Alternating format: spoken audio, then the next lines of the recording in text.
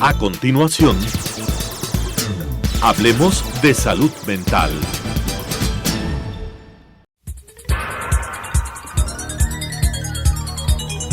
Las opiniones vertidas en este espacio por la producción y dirección del programa son de exclusiva responsabilidad de sus autores y de quienes intervienen en ellos.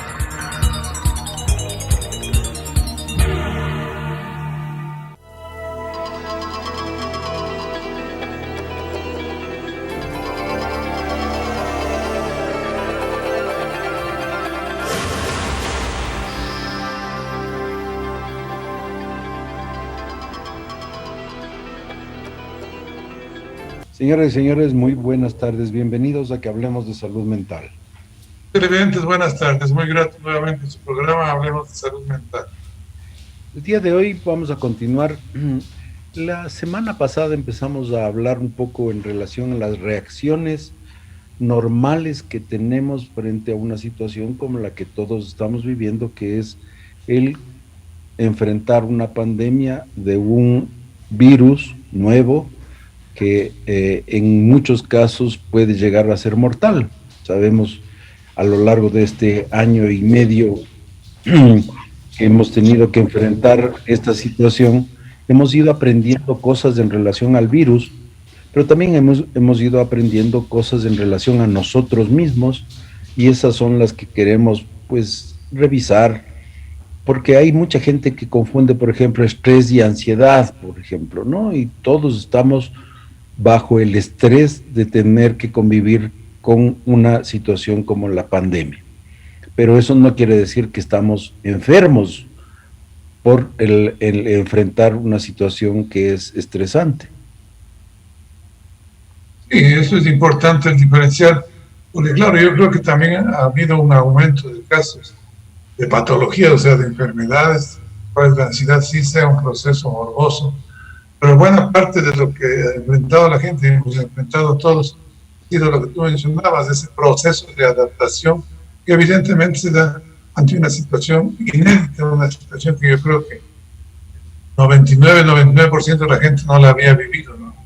Habrá alguien que hace 100 años habrá pasado otra pandemia, a lo mejor todavía, pero además con los medios actuales, la difusión de las noticias, pues yo creo que no hay punto de comparación. Entonces estamos en proceso de adaptación ¿a qué? A esta situación. Entonces vamos a tratar de hacer una especie de comparación entre lo que sería el estrés y lo que sería la ansiedad, para que más o menos podamos entender parte de lo que nos está pasando a todos. El estrés generalmente es la demanda, eso se llama estrés, una demanda, y es una respuesta a una causa que viene desde afuera, no es una cuestión interna, es una cuestión ante la cual nosotros podemos sentir una amenaza. Por ejemplo, la existencia de un virus que potencialmente puede ser mortal. Y esta respuesta a la demanda externa se puede tomar como una prueba o como un probar qué tan fuerte es el individuo frente a una situación como esa. Ahora, el estrés desaparece una vez que se resuelve la situación, es decir, el momento en que se acabe la existencia del virus o nos digan ya no tenemos problemas en relación al COVID, no sé cuánto, entonces va a desaparecer ese estrés. Y puede ser positiva o negativa el estrés, porque, por ejemplo, puede motivarse a partir de un plazo o puede hacerse un montón de situaciones que podrían ser positivas, también podrían ser estresantes, no solamente estas que signifiquen amenaza. Por ejemplo, dentro de las calificaciones de estrés, hay una que a mí me ha impactado siempre, que es que el matrimonio, el casarse, por ejemplo, significa 100 puntos de estrés. Y el divorciarse significa 100 puntos de estrés. Entonces, cualquiera se alivia de la tensión. Todas esas escalas son muy curiosas porque hay cosas inauditas de que uno piensa que no van a generar esa respuesta, ¿no? Claro. Fiestas, que Navidades, le suben el sueldo, se saca la lotería. es estresante. Al parecer, la respuesta del organismo ante esas situaciones podría ser la respuesta a un estrés que es positivo o un estrés negativo. Pero de todas maneras es una demanda extraordinaria, ¿no? Algo que no lo vivimos a diario y eso ocasiona esa respuesta. Ahora, la ansiedad, en cambio, es una cuestión interna. El estrés es una cosa, la causa es externa y la ansiedad es una cuestión interna. Pero esa cuestión interna puede ser la respuesta al estrés, por ejemplo. Es decir, ¿qué me provocó el estrés a mí? Y me ha provocado esa respuesta del estrés que tuve, me ha provocado ansiedad.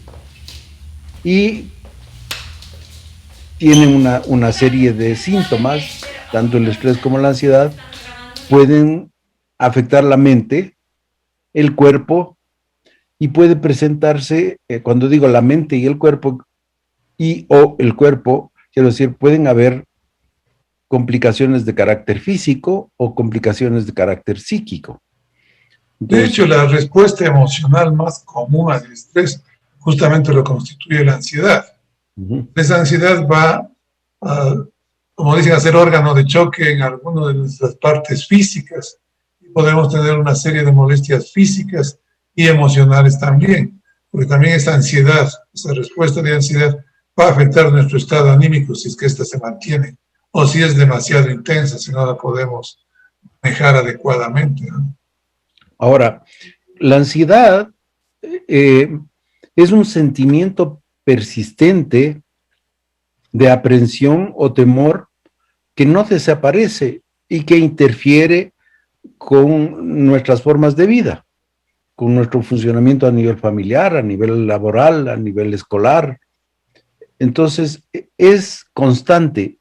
Esa también es una de las señales de que ese ya es una respuesta no adaptativa, sino más bien patológica. Es una respuesta patológica, exagerada, a una situación de estrés que ha sido probablemente demasiado larga o demasiado intensa. Que las causas más frecuentes de que produzcan patología, de que produzcan una alteración en el área psíquica, es porque ese estrés estaba en unos niveles muy altos o fue demasiado prolongado en el tiempo y no hubieron las válvulas suficientes de disminuir el efecto nocivo que ese estrés tenía sobre nuestro organismo o sobre nuestra psiquis.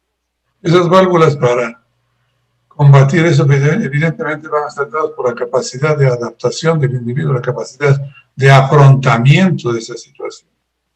Si tiene la capacidad adecuada de afrontamiento, lo va a resolver más rápidamente o más eficazmente.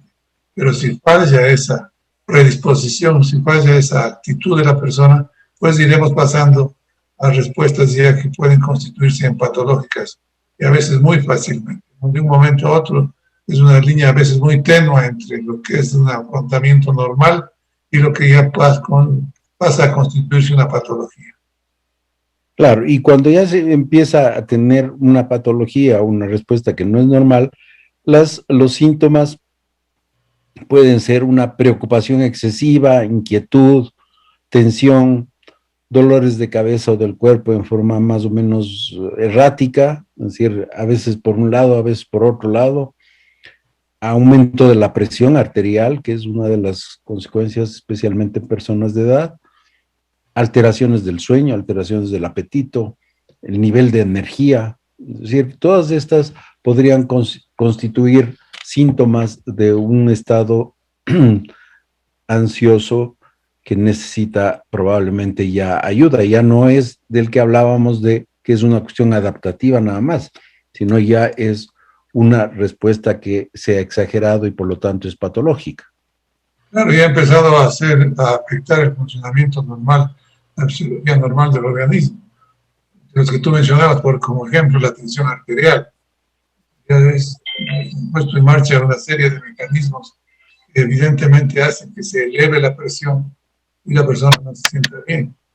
Las tan conocidas enfermedades del intestino, ¿no? El famoso intestino irritable, también pues a consecuencia de una ansiedad persistente que hace su choque, su órgano de choque en el intestino. muchísimas, prácticamente cada persona puede tener una respuesta diferente, unos síntomas diferentes ya patológicos que parten de la ansiedad. Entonces yo sí creo que vale la pena que hagamos una especie como de nuevamente un recordatorio de cuáles podrían ser síntomas indicativos de que a lo mejor es importante buscar ayuda, compartir con alguien, hablar sobre esto, y que son las respuestas ansiosas a una situación estresante que hemos estado viviendo por un periodo largo del tiempo. Entonces, si no han habido los desestresores o elementos o válvulas para disminuir ese estrés, como lo venimos repitiendo reiteradamente en este programa, puede producir una alteración en el área psíquica que es la ansiedad. Entonces, esta ansiedad ya no adaptativa se manifiesta por sentimientos de temor exagerado, enojo, tristeza, preocupación, frustración, alteraciones en los niveles de apetito, alteración en los niveles de energía, pérdida de interés, pérdida de gusto por cosas, dificultad para concentrarse y tomar decisiones, dificultad para dormir, pesadillas frecuentes, reacciones físicas como dolores de cabeza o dolores corporales, estomacales, lo que acaba de decir el doctor Gallegos, el intestino irritable, es uno de los síntomas más frecuentes en personas que tienen como órgano de choque el aparato digestivo, agravamientos de problemas crónicos que venían ya bastante bien controlados, como la diabetes, puede de pronto empezar a no estar tan controlada, agravamientos de problemas de salud mental que ya estaban bien, por ejemplo, gente que ha tenido una depresión va a aumentar las posibilidades de una recaída o cualquiera de los otros problemas como alcoholismo o utilización de drogas, etcétera, que podrían verse aumentados en estos periodos de mayor estrés. Y cuando uno escucha toda esta larga lista, pues uno se da cuenta de la complejidad de este problema, ¿no? Es decir, no hay un solo síntoma, no hay una sola manifestación, porque prácticamente en cada persona va a ser diferente. Hay algunos que son bastante más comunes, que son bastante más frecuentes, pero de todas maneras yo creo que la variedad de manifestaciones pues, hace que esto sea muchas veces difícil de entender qué es lo que está pasando, sobre todo si no se tiene una concepción integral del funcionamiento del ser humano. Ahora, en estas épocas de pandemia, con todas las limitaciones que hemos tenido y con todos los estresores a los que hemos estado sometidos, creo que una de las respuestas más comunes, al menos de las que se está viendo en la consulta, es las alteraciones del sueño. En un programa anterior nos referimos más o menos a esa, pero yo creo que es una de las que se han aumentado en intensidad y una de las que más frecuentemente se está quejando la gente. Porque claro, empieza a querer dormir, pero la ansiedad flotante que tiene ahí, pues no le permite conciliar el sueño, ¿no? Claro, las alteraciones de sueño son una de las más frecuentes. Ahora que yo creo que también el otro fenómeno que estamos viendo, lo que tú mencionabas, un agravamiento o una reaparición de antiguos cuadros afectivos. Como ya tenemos algún tiempito en la consulta viendo pacientes, son gente que no ha venido en un buen tiempo, 4 o 5 años, he estado muy bien, no he tomado ningún medicamento, pero desde que empezó la pandemia, pero desde que empezó la cuarentena, pero desde que se enfermó mi gente que ha estado totalmente asintomática, 10 años, perfectamente bien, y de pronto sienten o empiezan a tener síntomas parecidos a los que tuve hace 10 años, parecidos a los que tuve hace 5 años. En fin, es decir, el reaparecimiento de cosas que ya estaban controladas. Y eso es común en el área de psiquiatría, ¿no? Especialmente en depresión, trastornos afectivos y ansiedad. El reaparecimiento de síntomas similares ante nuevas situaciones de estrés. Sí, son recurrentes, sabemos por definición que son trastornos recurrentes, pero siempre esta situación yo creo que ha gatillado, ¿no? Ha activado nuevamente ese tipo de síntomas. Y el otro grupo también de personas que por primera vez, y eso se sienten más afectadas, Muchas piensan que es de consecuencias de haber padecido del COVID. Otras personas no han padecido, pero algunos familiares lo han hecho y empiezan a manifestarse y a sentir por primera ocasión muchas veces estas alteraciones de ansiedad, básicamente, que alteran prácticamente todo su funcionamiento, ¿no? Como mencionabas, hay una cantidad de síntomas, no sabemos cuál va a ser el que va a afectar a tal o cual persona. Ahora, como consejos para cuidarse, para enfrentar estos, lo que hablábamos hace un rato de válvulas para disminuir el efecto nocivo que el estrés que todos estamos viviendo el estrés de convivir con un virus en una pandemia. Entonces, ¿qué podemos hacer para cuidarse y que no se convierta en un trastorno de ansiedad o un trastorno depresivo? Como vemos, podría ocurrir ese tipo de cosas si es que no hay válvulas. ¿Cuáles son válvulas? Y ahí viene nuevamente una de las cosas que hemos insistido muchísimo a lo largo del tiempo en este programa, que es cuidar el cuerpo y mantenerse activos físicamente. Mantener un nivel de ejercicio semanal es importante. Hay otras recomendaciones como comer adecuadamente, comer alimentos saludables, encontrar maneras de conectarse en forma segura con los familiares y amigos. Es valioso en esta época, es muy importante recibir apoyo y compartir con la gente que uno la siente cercana este tipo de cosas, no encerrarse en uno mismo con sus miedos, sino compartir. Y hay alguna gente que ha descubierto que, por ejemplo, hacer meditación o relajarse o ejercicios de respiración pueden ser de gran ayuda. Sí, yo creo que hay una serie de actividades que la gente sabía que existían, a lo mejor alguna vez habían hablado o habían intentado hacer, pero no les habían tomado en serio.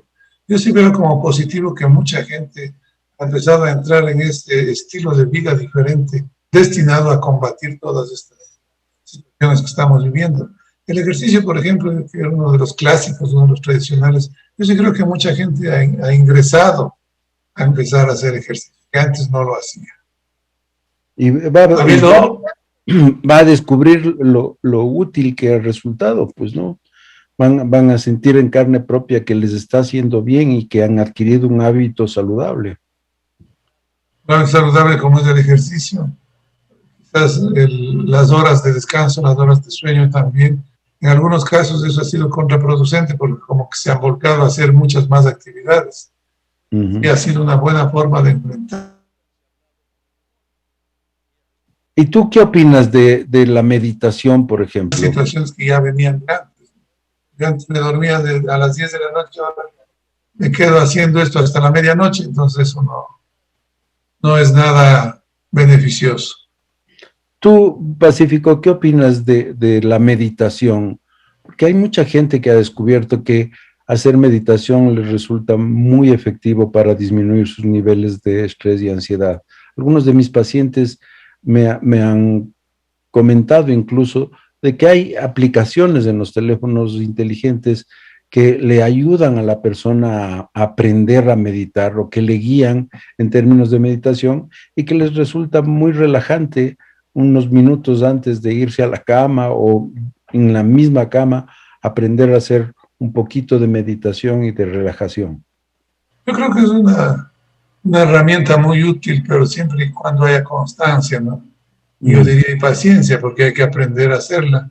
Claro. Mucha gente pues ya quiere obtener resultados en 2, 3 sesiones, eso no lo van a lograr. Pero si hay constancia, si es que se enfocan en las indicaciones, sí.